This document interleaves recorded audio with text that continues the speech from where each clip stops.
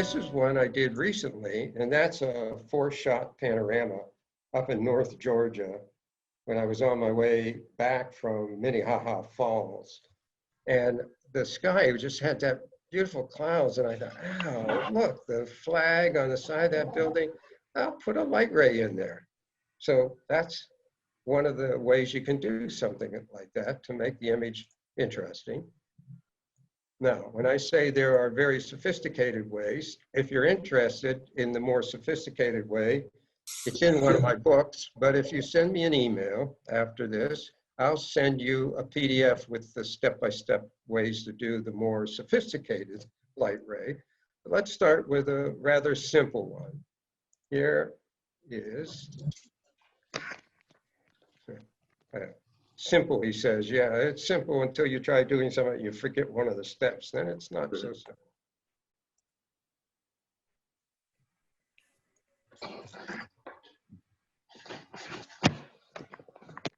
I was in Tuscany near Montepulciano, and I was standing outside this little area where I was staying, and these two hounds came out, and the light was coming from the left and just came right on them. And wow, that's great. And they were nice enough not to overlap with each other. Their heads were turned in the right way. Their bodies were turned in the right way. So I have that image. I thought, wow, it would be neat to think about putting a light ray down for where that highlight is. So let's see how we can do that. Now, I'm dealing with a very small image here related to pixels. You can see it's not even that sharp right now, but I wanted to show you what I would do. You go up to the polygonal lasso tool. Click that. Start where you want to have the light source start, and then come down to where you want to include in there. Now come over to this area, down through here, over here, and then up here. So I've made a rectangular area that I want to fill in with light, which will represent the light ray coming down on them. Then we'll go to over here in the layers palette. 1, 2, 3, the fourth one from the left. I will select curves.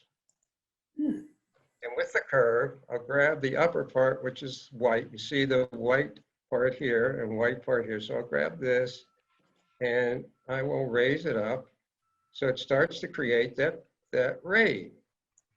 Oh, that's nice. But it has sort of rough edge, sharp edges on it. Don't want that to be the case. So I can go up to Filter, Blur, Gaussian Blur. Now I'm not blurring the image. You see what is selected in the layer. I'll come back to this. See what in the layer? I have the adjustment layer, the curves adjustment layer. Remember, there are no pixels on an adjustment layer. The pixels are in this background layer. And the little white rim around that mask means that mask is selected. So whatever I do will be done to that mask. I can actually blur a mask. So I'll go over to Blur, Gaussian Blur, and I'll move it up, maybe that amount. I'm looking at the image as I'm moving this blur. That's a little sharp, come back up. A little too much, come back. So I actually can blur the edges of that light ray coming down on the dogs. Also, that created too much brightness on the dogs themselves. I've lost detail. Remember that what is light on a mask reveals, and what is black on the mask conceals. So if I get the paintbrush over in the tool palette, have black in the foreground, come over, click on the mask to make sure it's selected, and it is. And then I paint with black. Let me see my opacity. I'll paint it at maybe 62%. And wherever I paint with black, I'm turning off that mask to some extent. So I'm bringing back the detail in the dogs and still keeping them in the light of the ray that's coming down. And I can always readjust for the curves by clicking on the little icon on the adjustment layer, double click that, and it brings up the curve. Somebody has me on a speaker on their image. So I can actually adjust that amount of white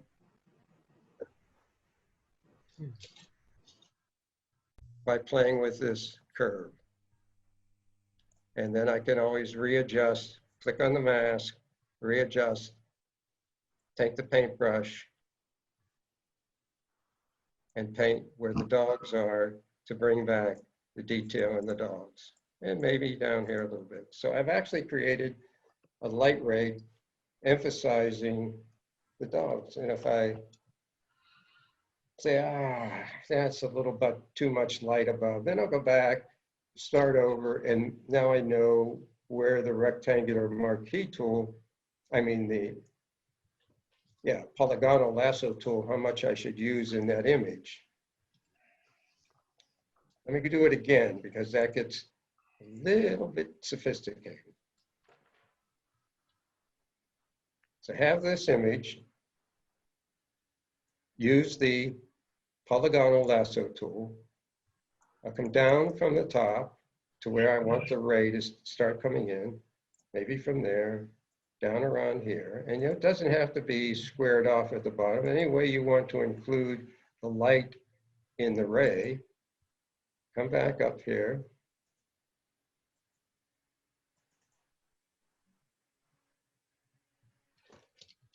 Come down to your layers palette. 1, 2, 3, the fourth one from the left. Click on that and click on curves. Get the upper part of the curve, which is white, and bring it up, which will brighten that portion.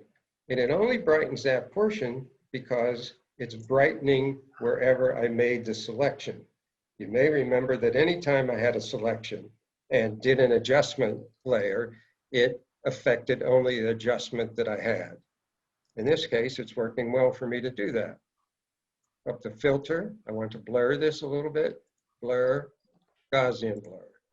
Now it makes that ray softer and I can adjust it even more or less, how much sharpness I want on the edge of that blur, of that light, but it's blown out the detail of the dogs. So I can turn off the curves layer by clicking on the mask to make sure I have the mask selected, blacken the foreground color, get the burn tool. I'm burning at about 62% and bringing back the detail in the dogs and still keeping them in the highlight area. So that's one. This one that I'll open next was even more effective by putting the light ray in.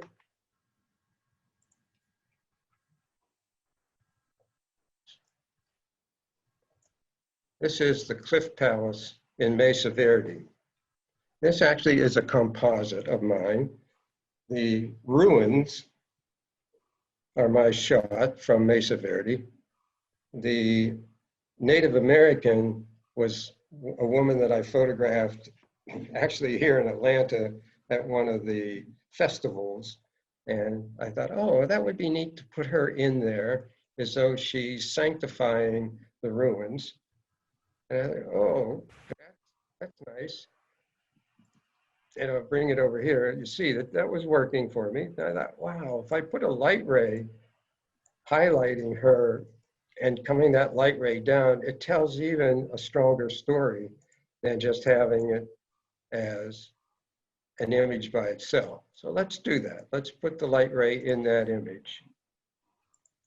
Same idea. Here's the image. Get the polygonal lasso tool. I'm going to start from where the light is coming in. It's coming in from here. I won't take it to the top this time. I'll take it right from here And come down to pick her up right in through here.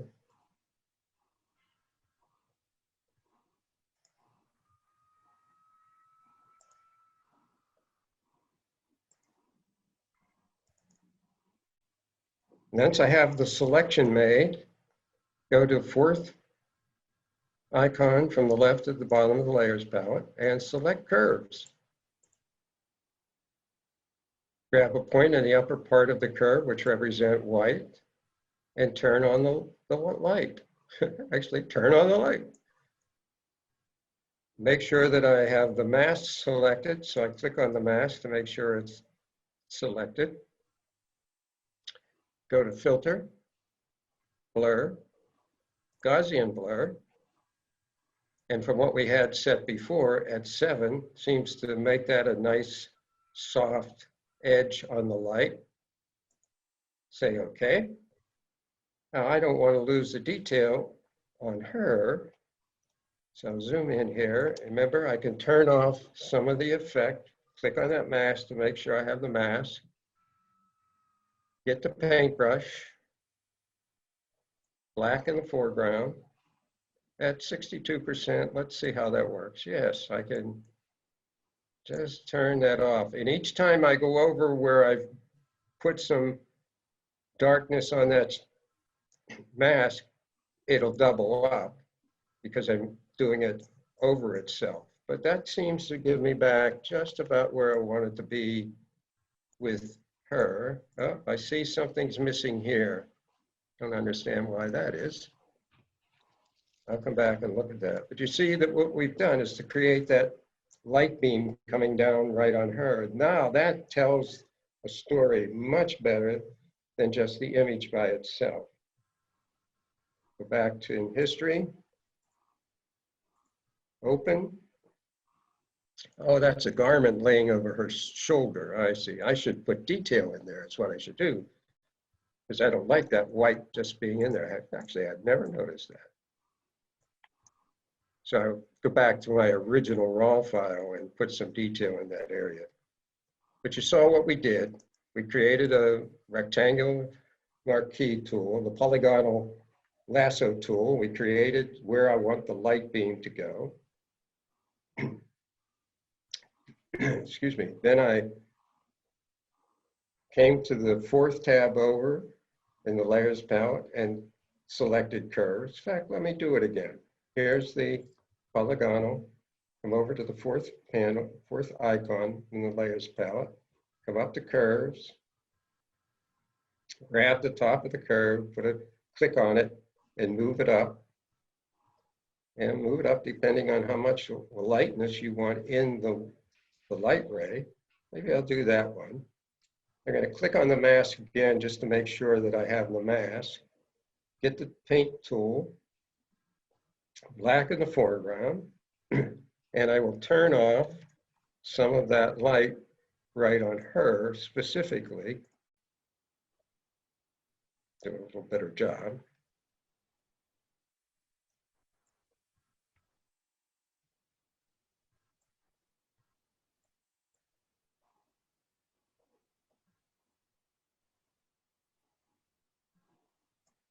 Yep.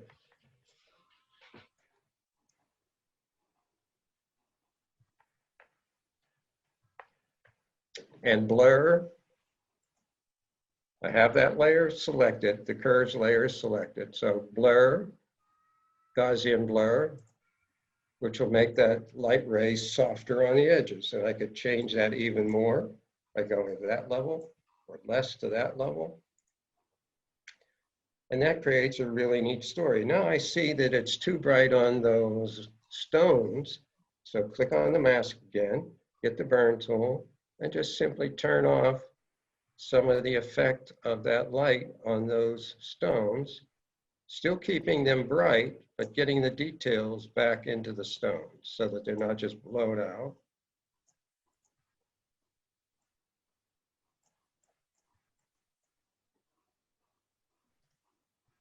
Now I have a nice light ray coming down on her. It tells such a neat story. Go from in history, Go John, back to the beginning, from there to there. John, Yes, what does it do if you flip it vertically? The rays coming from left to right. flip the rays, you mean? Yeah, if you no, I mean if you took that image and you just flipped it vertically, so Oh, she I see. Got it. Yes, okay, let's do it. notice before moving from left to right, it would change the yeah. Mm-hmm. Yep, Interesting effect. yeah, uh-huh. Boy, it tells a different story altogether for me. Yeah. The perspective changes that I really concentrate on her, even Right. more so. John, it looks like a museum fresco. So play with it, guys. It's not that complex in the sense of the steps to do. And if you want the more sophisticated light ray, send me an email and I'll send you a PDF with that. Let's see what else I have here. Ah, yes, one more.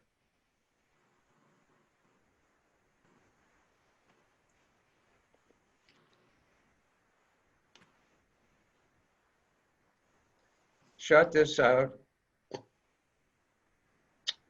in Berry College area.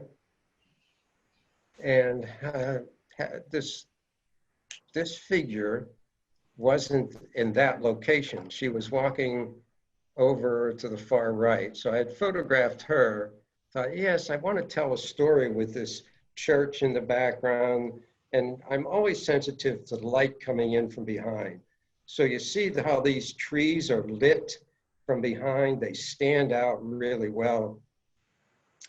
And the sky is not blown out. So I always look to see if the histogram shows that I have some texture in the highlights. And you see I even have color on the right-hand side. But I was looking at this the other day when I was thinking about the light ray, and I thought, wow, that would be perfect for a light ray. So here it is without the light ray. Here it is with the light ray coming down on her. So do the same thing as we did previous. Get the polygonal tool. The light is coming in from up behind those trees. So I'll start there, come down to here.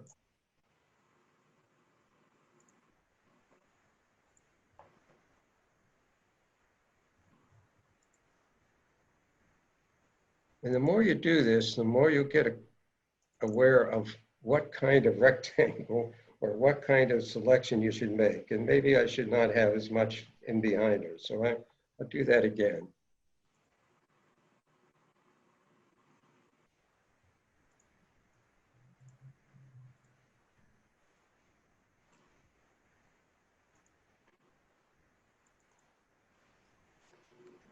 Once I have the selection made, fourth icon from the left and the layers palette, curves. Push that up to create the light beam.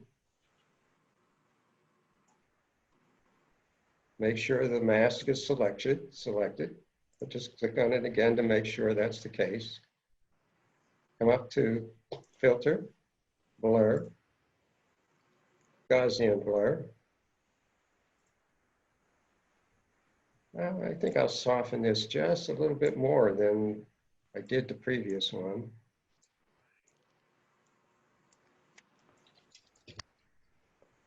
There you go, that looks good.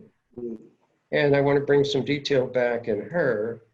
So click on the mask, get the paintbrush, black in the foreground.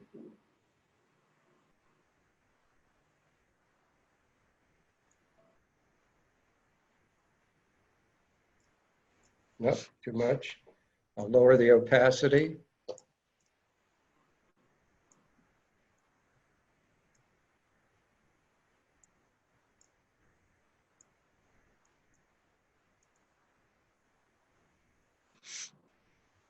I'm just deciding where I want to affect how the light is shining on her. So let's look at what we have.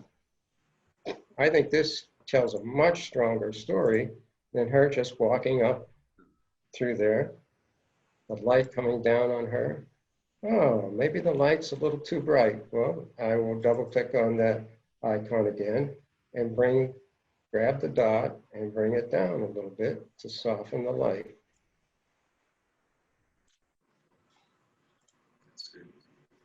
Let's look at history. From open to where we are. If you stand back from it more, it really throws throws a light on things. That's too quite. It highlights that image and the person walking up and tells the story much, much better. Okay, if I haven't frustrated you too much today, are there any questions before we end today? Are there any recommendations that you'd make when you're putting that light ray in there, things to do and not do as far as structuring it? Yes, in the set, good question. Here's what I think you're asking. So let me go back to that one.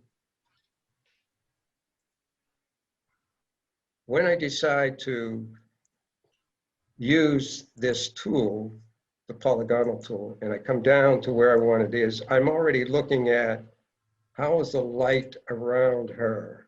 So how much of that do I want to include? And from there is what determines how I will make that selection. It really is based on what is already in the image. Because if you make it too much, it doesn't look like the array would be that way anyway. So I try to do that. In this case, what I just did, that isn't going to work very well because it's too close to the bottom of her where she's working. I mean, where she's walking. So I would start over, bring this down, give her a little bit of room. So it's always based on what is the highlight already there so that I can make it look realistic. Come into that, put the light in it.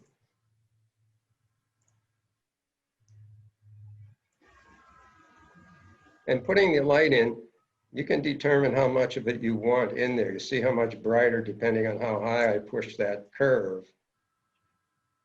And again, doing the blur, Gaussian blur. And if it doesn't really work the way you want in relation to being too bright, you can always come over and readjust the curve to whatever level of brightness you want on her. And how much brightness you want down here can be controlled by clicking on the mask, getting the brush tool, black in the foreground, get the paintbrush, black in the foreground.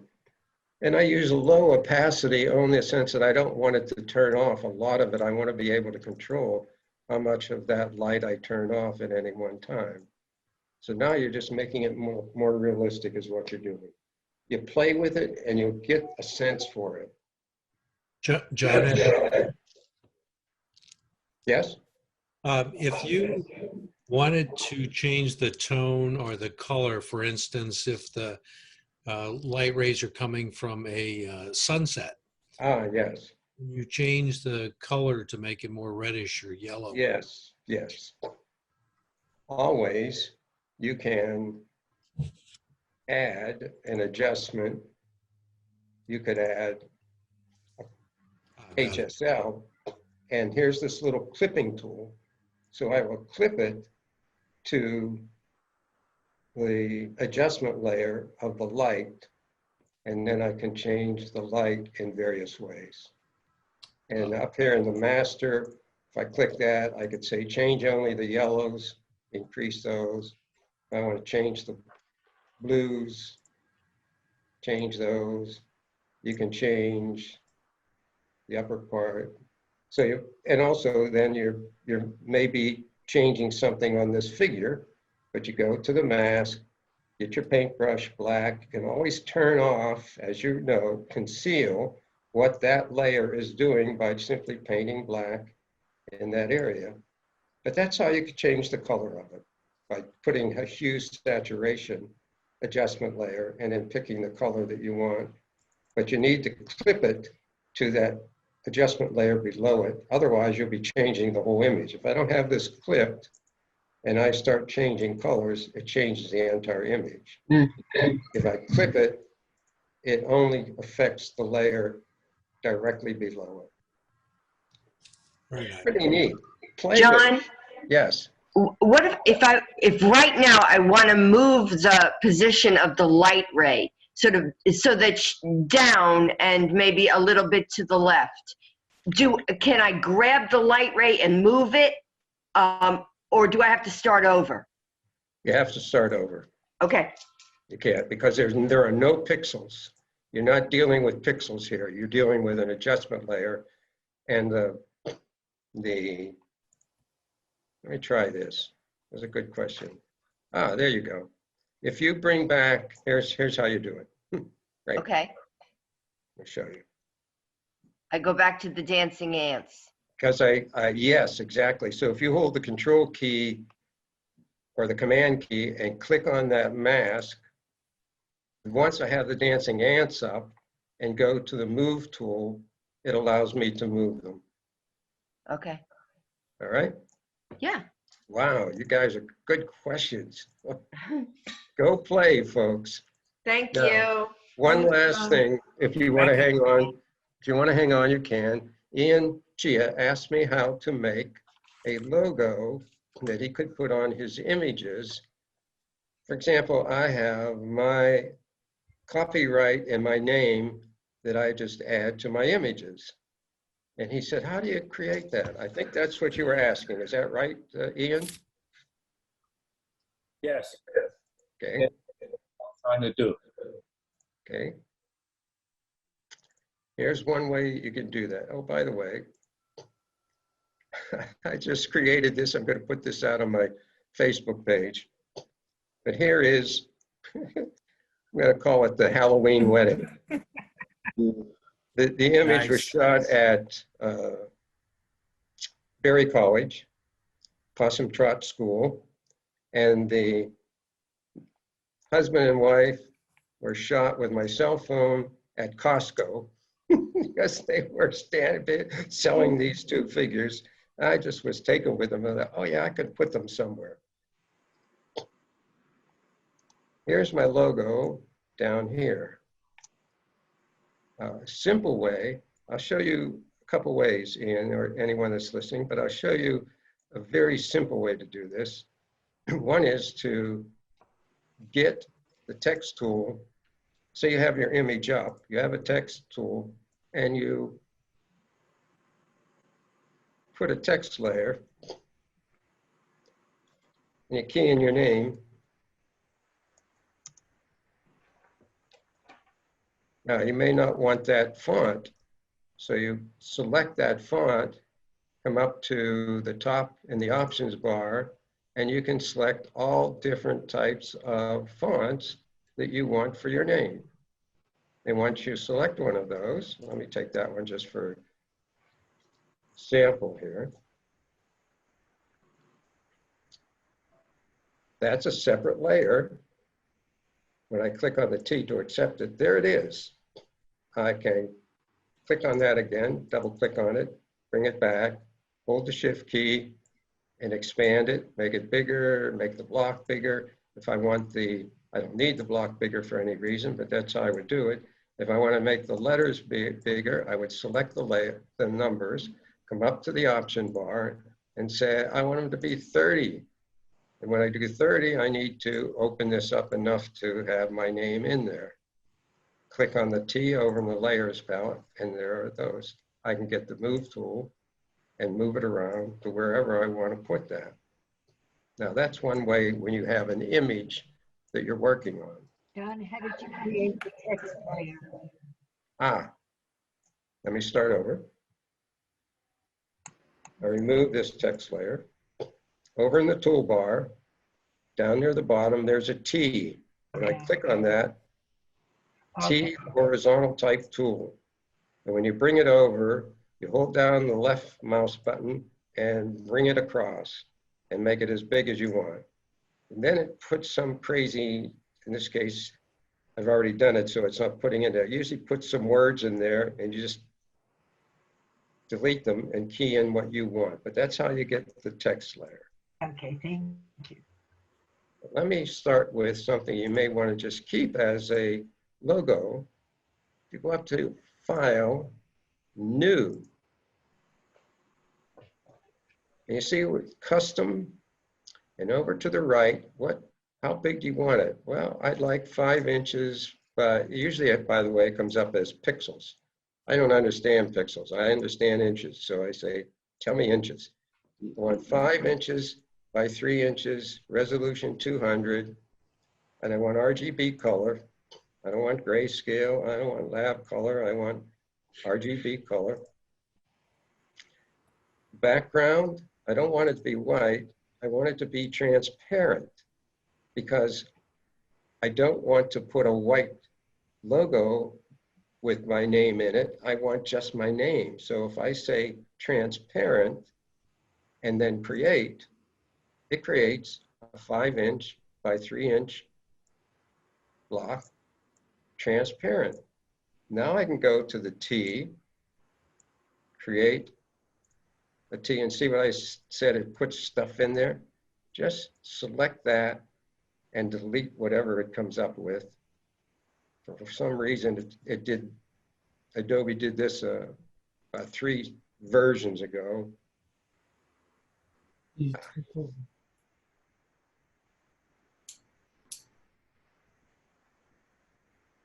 Not doing it.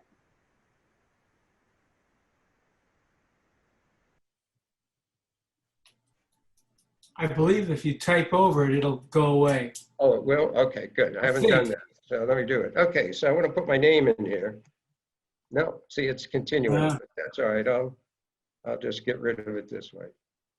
I think you have to highlight first, then type. Pardon? Highlight first, then type your name. Highlight the text and type your name. Highlight? Yeah, like Command A or Control A, then type your name. Ah. Yeah. Great. Great. So Control or Command A and then delete gets rid of them. Wonderful. Thank you. I didn't know that. Key in my name, and you see it's coming in as white because up in the options bar, what color do I want it to be? So I can make it any color I want. So if I want to have my name in a black or a dark maroon, come back here, rekey. Yeah, sure, John.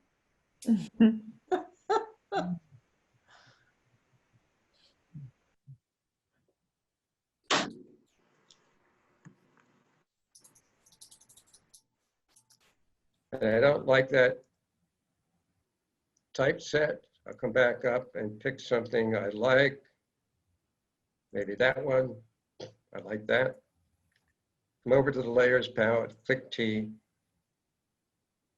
And I don't really need to move this around, but I can. Because remember, there is no background here. It is only that text that I put in here. Also, if I go to something I have, which is a copyright symbol, and bring that in,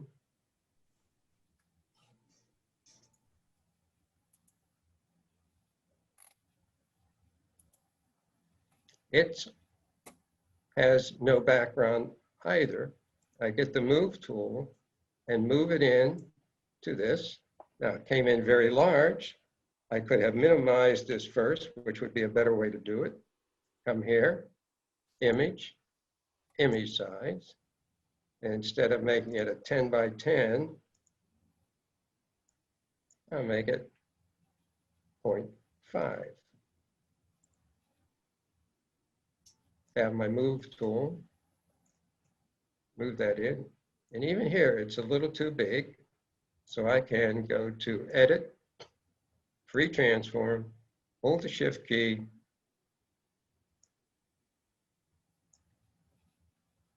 change it to whatever size I want that makes sense related to my name.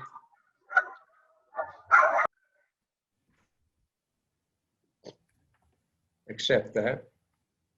And I can be even fancier.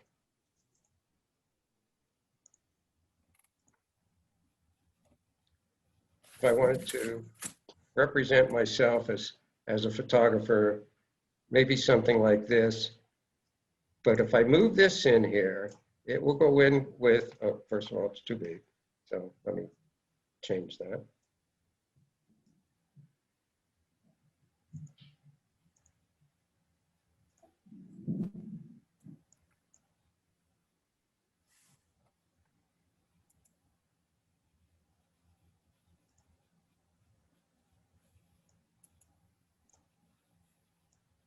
But it comes in with a white background.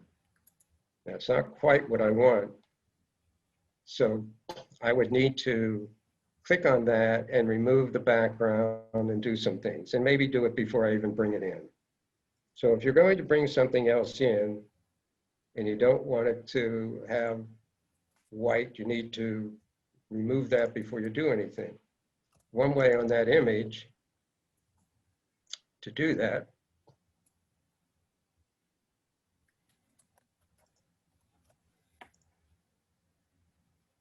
is to get the magic wand,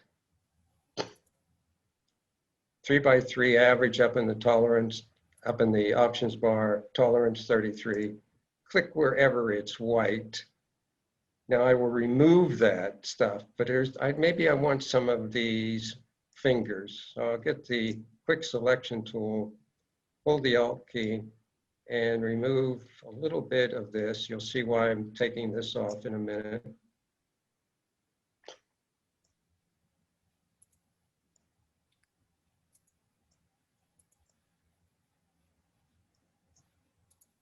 So all that I will have is the hand, and maybe a little bit over here on the side and down here.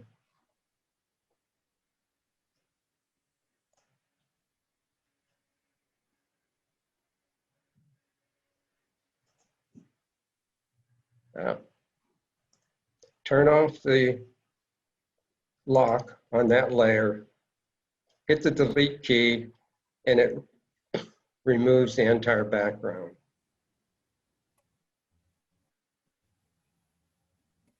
Select, deselect, get the move tool. Let me see what size it is first. Image size, still very big. So I can even crop in on this, as it doesn't need to be that big. And I may want to save this with the transparent background so that I could use this again in some other image for some reason, somehow. Could do that. Let me change the size.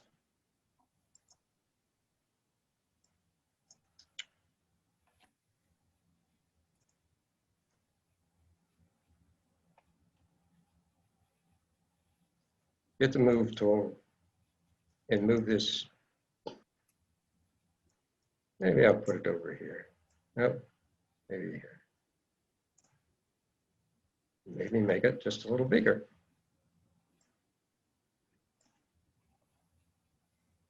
John, how do you get the transparent background? When I made the selection, I'm gonna come back to that.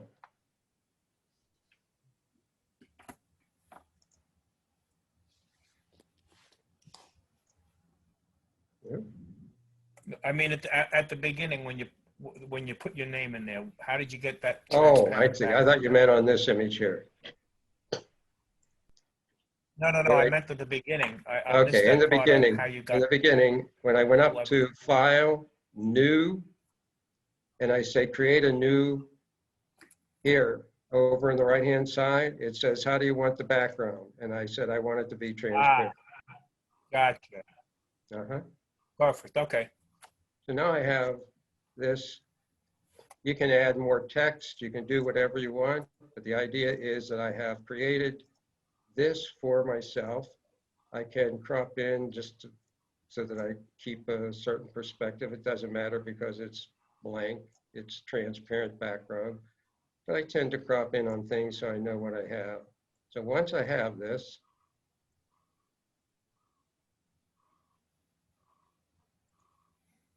I can save it, save as, and save it as a TIFF or a PSD or a PNG. I tend to always do TIFFs. Title it.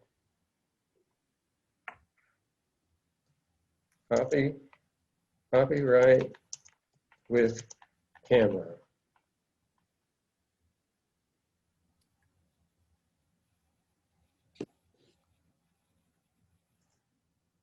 Save it, close it. Now, let's suppose I bring an image in and I would like to put that in that image. So I go to File, Open, go find wherever you put that.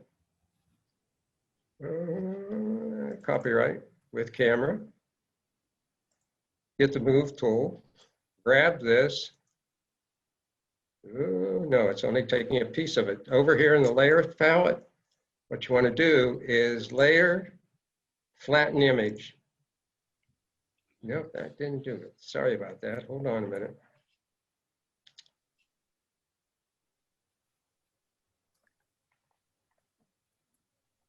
Ah.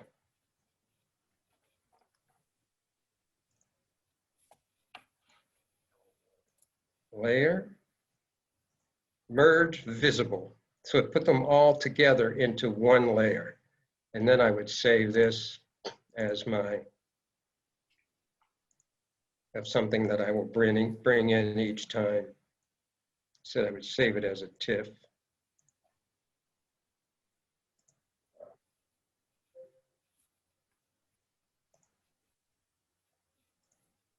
Now, when I bring it in and you get the Move tool, grab it and move it into an image, it comes in the way I had it.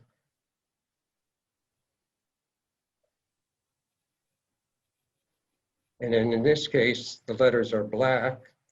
I would need to change that. So I would need to go back to my original and make the change. John, Yes. you can also create a brush the same way you created the file. You can define it as a brush. Yes, you And then- can. Yeah, And then brush it in. Yes. yes. Yeah, as anything in Photoshop, there are multiple ways to do the same thing. I just tend to like having that as a separate element, TIFF file that I can use anywhere, not just in Photoshop. I can Oh, use okay. I can use it in Topaz. I can use it in other places. If you have it as a brush, then it's a brush within Photoshop.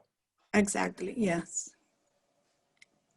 Okay, folks, send me some suggestions and we'll go forward.